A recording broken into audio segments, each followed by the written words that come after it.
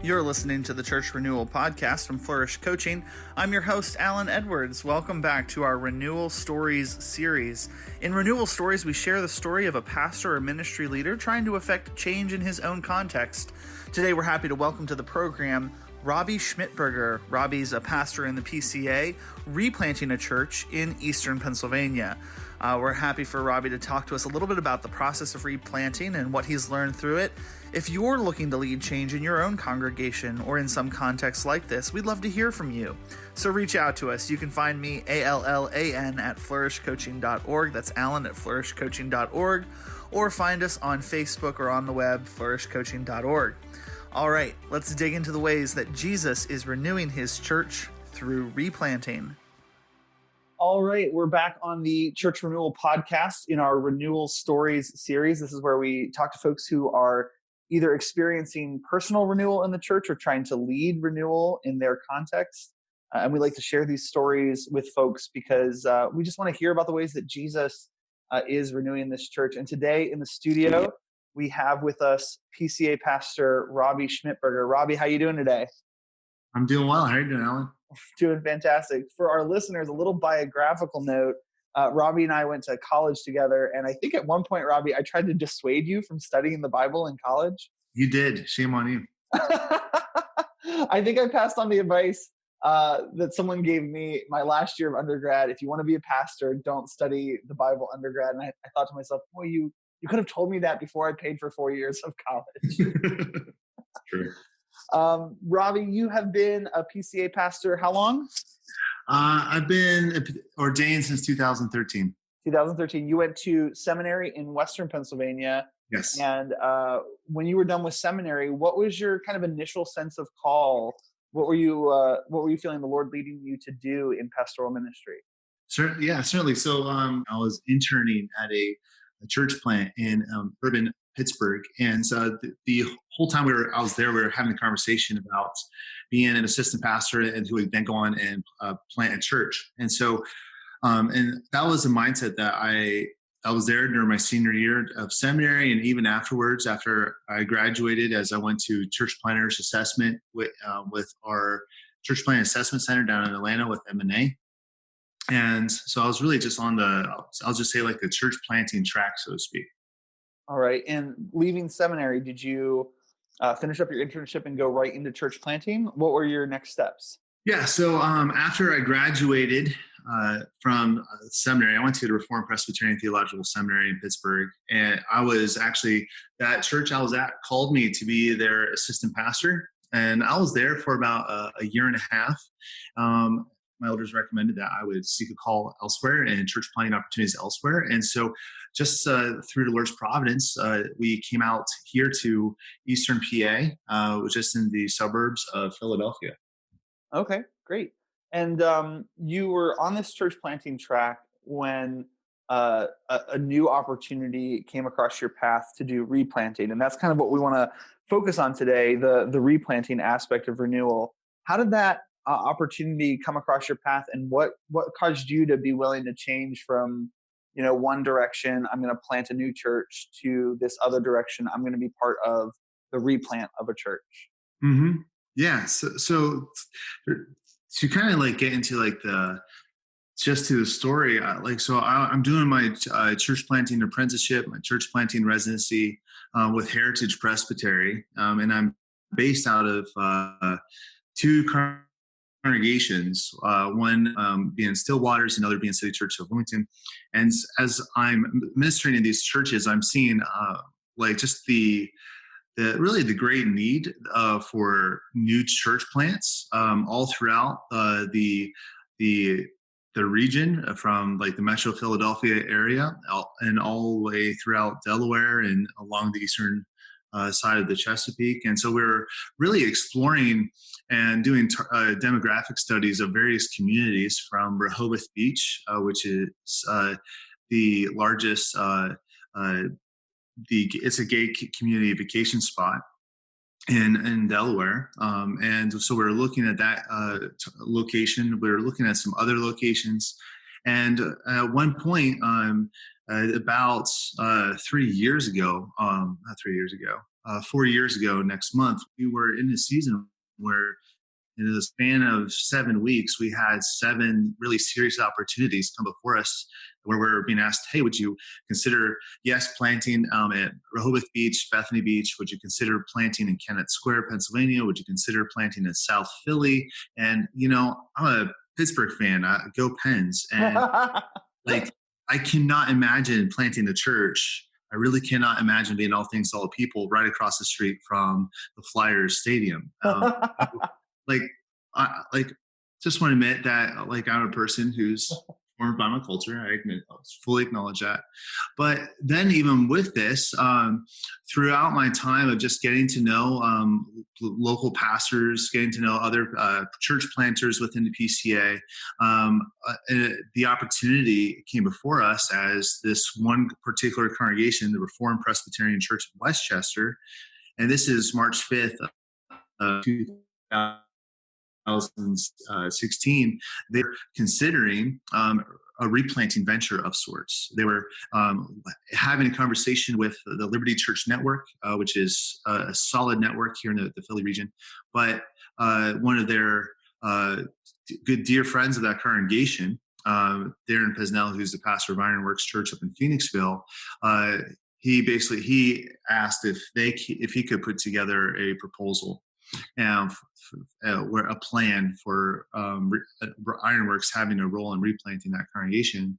And Darren just reached out to me and said, hey, I want to talk to you about doing some ministry opportunity, having a ministry opportunity here in Westchester. And at this time, I'm living just 20 minutes away. And like Westchester, just to give you some demographics, it has the 4th largest university in the Philadelphia region. So there's 17,000 students just 3 blocks from our worship location, from our church building. And it is a very population dense community. If you enjoy more statistics, it's actually the 2nd most densely populated community in Pennsylvania. First is Kensington, 2nd is Westchester, and you just keep going on down. And it's an urban community in the suburbs of Philadelphia, which is just really fascinating because it's an urban community. And what I mean by that is one of the greatest and felt challenges that we have within the community is just parking. Like there's roughly 30,000 people, but only 2,000 public parking spaces. Oh, wow. So yeah, so it's like we had some challenges coming up. Not challenges, excuse me. We had some opportunities. That's good reframing there. Good reframing. Challenges are always opportunities. Yeah. That's just the opportunity. And like there's within that story, there's a lot of things that are just appealing to me about the types of communities that we were just highly considering, like urbane, not necessarily urban, but urbane, college communities, and having the walkability factor, like just really able to just dive into a deep value of place, so to speak. Okay. So when this conversation started, did it start with the existing congregation saying, hey, we've come to a point where we need help and we need to do something differently? Mm-hmm. Or did it begin from outside the existing church that was there in Westchester? Certainly. It's the option A. Okay. This is a that was dreamed and imagined and like cooked up, so to speak, within the church. Like, so the elders were having this conversation. There's just the 3 men on session, and they're just said amongst themselves, if the church doesn't do anything, the church is completely gone in the next 10 years.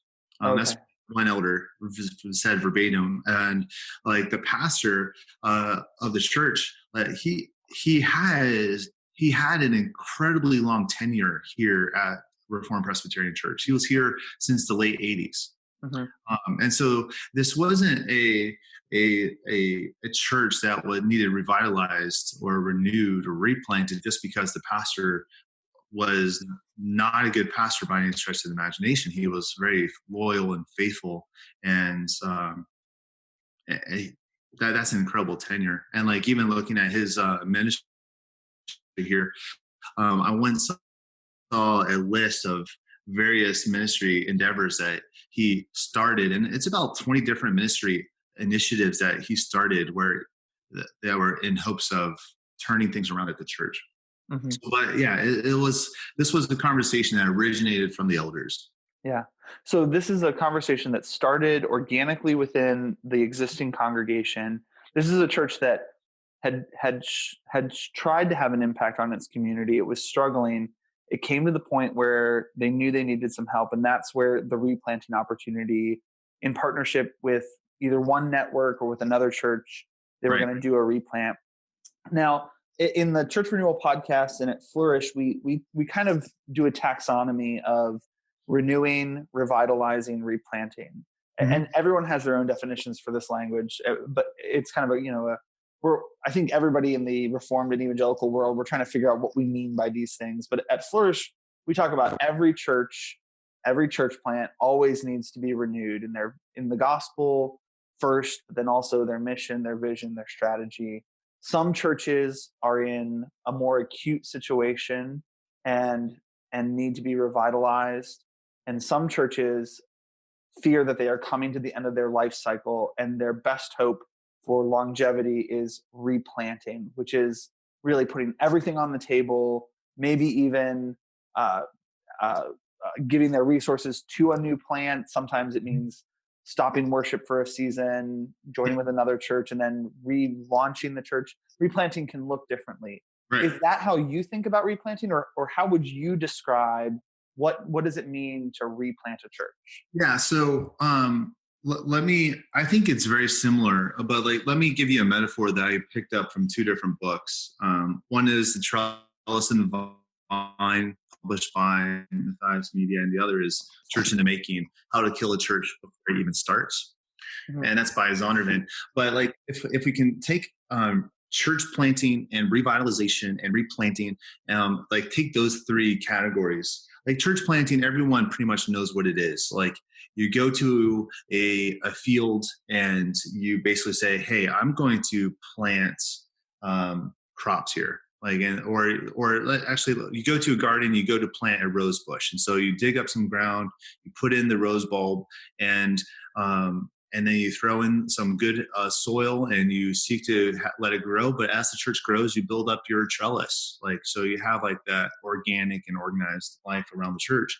That's church planting. Everyone knows what it is. And revitalization, as a contrast, is to recognize that, like, hey, there's certain aspects of this rose bush that are just unhealthy, like, or there, if we go, it's going to threaten the entire plant. And so you prune back branches. You perhaps will tear down some trellis so that it'll grow in a more healthy direction. So it's primarily like systemic, but where there's some systemic changes that are made to both the organized, primarily in the organized life of the church. But replanting is recognizing that it's not just the bush that's harming the plant. It's actually the soil. There's so many things. It's the structures that's harming. Like, so many things are harming it. So basically, in replanting, you say, yes, everything's on the table, but and so let's, like, we need new leadership. We need a new injection of people. We need a new vision, a new understanding of who we are and why we're here. Sure. And so the replanting is like, hey, let's literally tear down the trellis. Let's prune back everything, and let's even dig up the bulbs, the root system, and replant it in healthier community. And this is the insight from Ben Armet's book, Church in the Making. He says the soil are the people. And so as you put new soil with it, you want to mix it with the old soil and the new soil, but in other words, you want new people to be around. And so replanting, that's the metaphor that I look at replanting here. And so I think that's very similar to what you're talking about, where everything's on the table. And so, but just as a person who's doing replanting, like now 3 years in, it's very much like, yes, everything was on the table, and and it is very different now 3 years later. Sure. So I've heard about replant situations where the existing church continues on, but they kind of they like hire a planter, and he kind of plants a new church in parallel with the existing church. I've Yes. heard of other churches where they just when they hire a new pastor, they just give him a lot of permission to redo everything. Right. What was the model that what was once the Reformed Presbyterian? It was Reformed Presbyterian Church of Westchester. Was that the name Yeah. of the? So Yes. what was the model that Reformed Presbyterian Church of Westchester / what you all go by now, Ironworks Westchester? What was going to be the agreement between you and the existing congregation moving forward? So one of the things that we just put on the table is that the reality is that when you're involved in a replanting effort from a person, like people just don't understand what that means. And so we basically said, hey, even if you as a congregation, you vote for this plan, you are under no obligation to very specifically be a part of Ironworks Church Westchester. You are free to go to one of the other PCA churches, and there a large number of people embrace that. Other people have gone to other churches in the community. So the model that we really took is one, is just really just again putting everything on the table and embracing it. And that was in part just because there were there was some disagreements as and I want to be very careful because I don't want to really speak ill of anyone. But there was just some resistance within the church where it's just like, hey, we don't even want to do indelible grace music, or we're bothered by having drums or various other things. And so there was not what you just described. There was not a real openness to say, hey, let's give this new pastor freedom and flexibility in how to go about things. Right. And that just wasn't something in the deck that was even considered by the session. So while the elders were saying we need to do something differently, that didn't mean that every member of the congregation that existed was going to wholeheartedly support the new thing that came. Right. So there was some conflict early on. Yeah. It was. I don't want to diminish. Right. Because there was there was division, and a lot of it was in principle, a lot of it was in preference, and that's there. And just whenever the reality is, whenever a church is going through considering this, there's a grieving process, and truly the most honest metaphor that even comes close to really understanding what church closure looks like, and that's as it's with an intention of replanting, or even just church closure in general, is that you're a friend, a dear family friend whom you have known almost your entire life is dying. Yeah. And that's something where that needs a lot of love and compassion and pastoral care. It really does. Right. So this really was the existing congregation was essentially closing, and a new congregation was being born with some of the resources and people from the original congregation, but no one was under an obligation to go, and no one was under an obligation to stay. Right.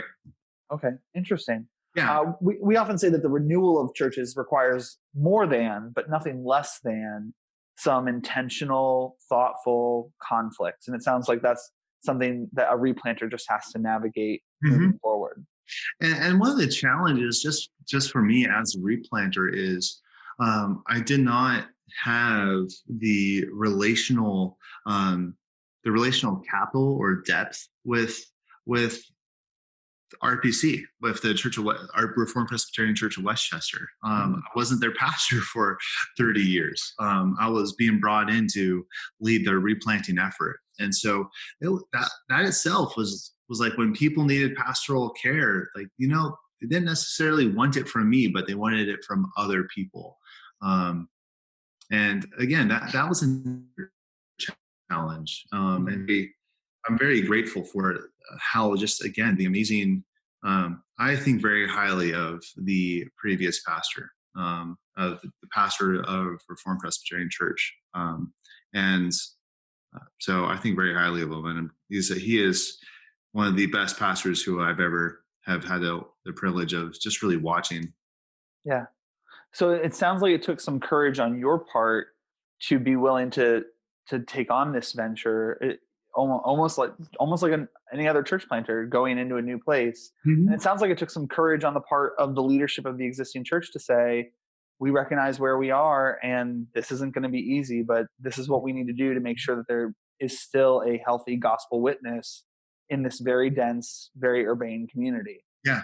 And in fact, the previous pastor in announcing this to the congregation, he said, I love this community too much to insist that we are the right people in this season to minister to this community. And so there's a humility there. There's certainly courage. There's certainly a keen vision where you really have the eyes to see beyond yourself.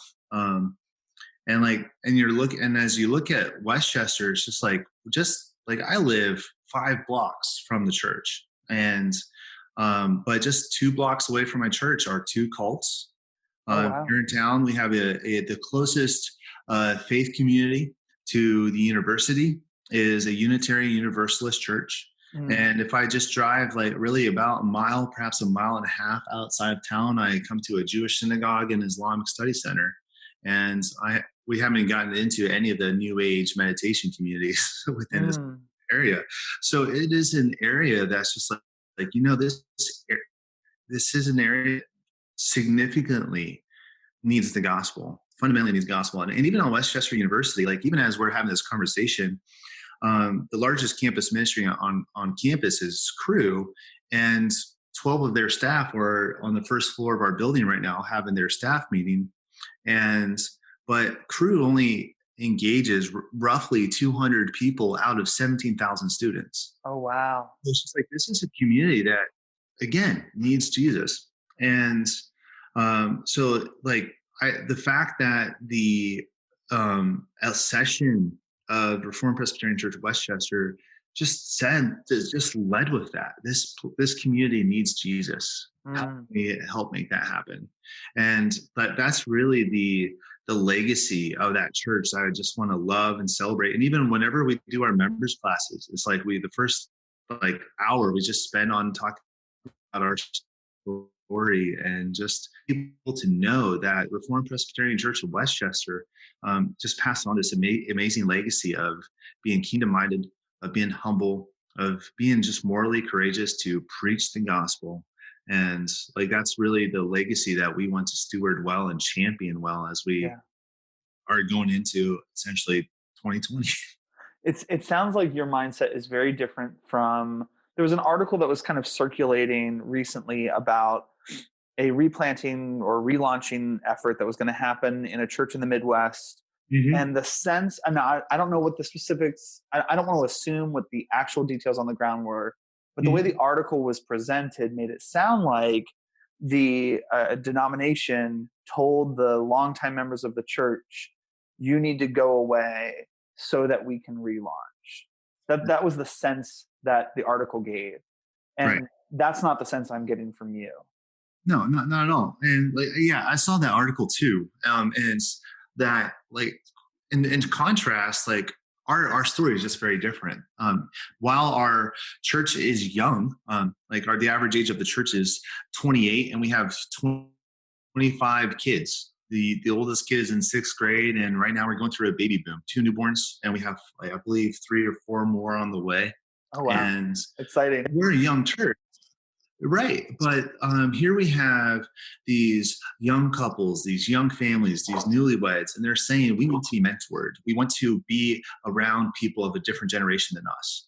And so even this was a beautiful gift that even happened 2 years ago when we multiplied our community groups from like having just 2 community groups when we're now having 4, the young couples basically said, like, we don't want to be in a all together where it's the newlyweds group. We want to be with families and saints. And so even now, as we have these groups, people are still, again, putting that mindset. We want to be in an intergenerational community group. And like, so in other words, like, our story is we love our old gray-haired members, and that's just beautiful. And so like that article, like, even like, there, we don't know the full story for sure, and I think you mentioned that, Right. but the reality is, like, fundamentally it's different in the PCA, just polity wise.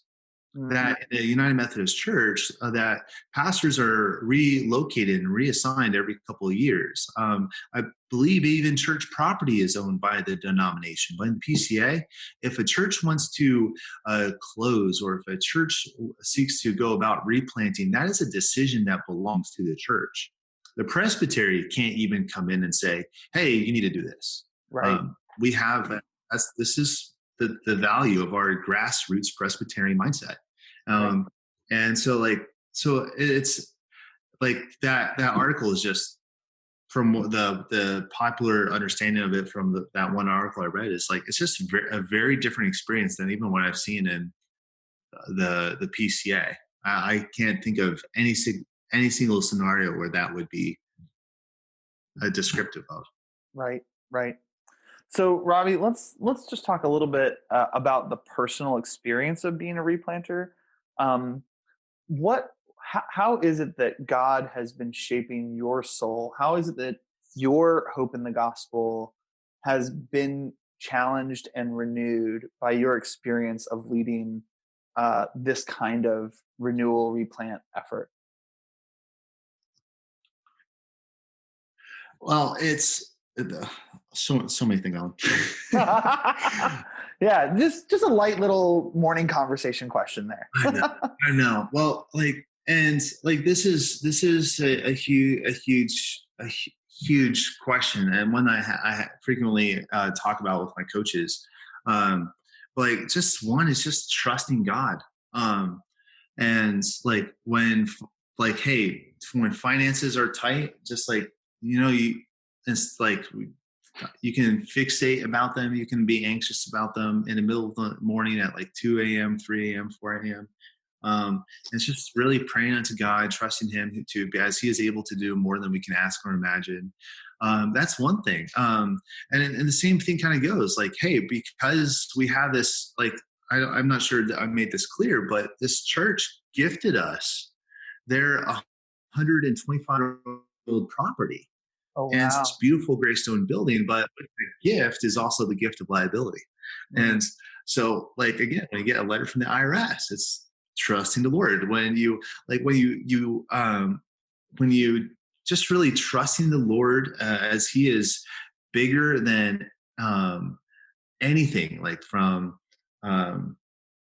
and like, my mind's going in a bazillion directions, from like code violations to IRS letters to finances to interpersonal conflict to just rather whatever church drama you can possibly think of, and just being like, just understanding that God is sovereign.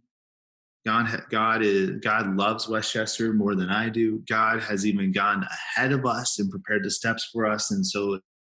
And we are simply called to be faithful to Him, and that faithfulness means, like, certainly praying, feasting on Scripture, being attentive to His sheep, and being His under shepherd, being all of these things as you go about, like, sharing the gospel and preaching, but making sure you're dealing with this in your heart. I saw this just the other day, and it was just incredibly convicting. And it was on Twitter. It was Diane Lamberg, and she was quoting Oswald Chambers. And basically, I'm going to just reduce the quote a bit, but she said, like, if we just stop doing ministry, will we think that God loves us? And the idea is, like, so many of us pastors, and I'm actually just looking at myself in the mirror here, is like, hey, we can be a workaholic. We can just be like, hey, look at the number of sermons I preached, look at the number of visitations I gave, or like whatever. It's just like is that the foundation for God's love for us, or is it in the grace of Jesus Christ that He just loves us? Yeah. So like that's something that's been. Those are just a few things that I've seen the Lord been working on in my life and shaping me that way. Yeah. Robbie, thank you so much for sharing a little bit about your personal journey and just introducing us to the idea of replanting, some of its challenges, some of its joys. I'm sure we could go on and hear, about the things that are going on right here, right now, but this has been a really great introduction to this idea of replanting. And I'm really thankful that you were willing to spend some time with us today. Oh, my pleasure, Alan. Thank you for having me. Thanks. Robbie Schmidtberger is the pastor of Ironworks Westchester in Westchester, Pennsylvania. He is a church replanter. Robbie, can they find you guys on Facebook, online? Where do people find more about Ironworks Westchester? It's just what you said, ironworkswestchester.org. And we're on Facebook by the same name. And so that's where we're at. All right, Ironworks Westchester. And you all have been listening to the Church Renewal podcast from Flourish Coaching. Flourish exists to set ministry leaders free wherever God has called them. Our coaches come alongside pastors to renew their hope in the gospel and give them some strategic clarity. We love this conversation about renewal, revitalizing, and replanting churches. So if you'd like to join the conversation, you can find us online at flourishcoaching.org. If you like the podcast, please give us a rating, a review, subscribe, share it with a friend, because we want to advance this conversation about the ways that God is doing renewal in His church. At Flourish, we believe there's only one fully sufficient reason that this day dawned. It's that Jesus is yet gathering a people to Himself, and the ordinary way He does that is through the work of His church. So if you'd like to dig in with us, reach out to Flourish, and let's explore the ways that Jesus is renewing His church.